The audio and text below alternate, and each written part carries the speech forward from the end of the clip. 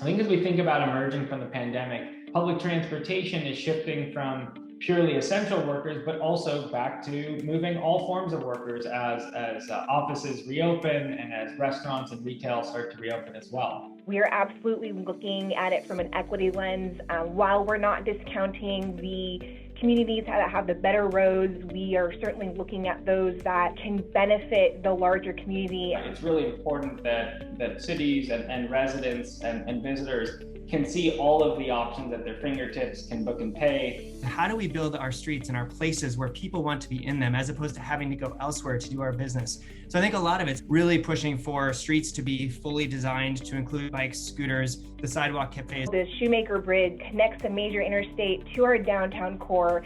It creates more opportunity for our Long Beach transit system.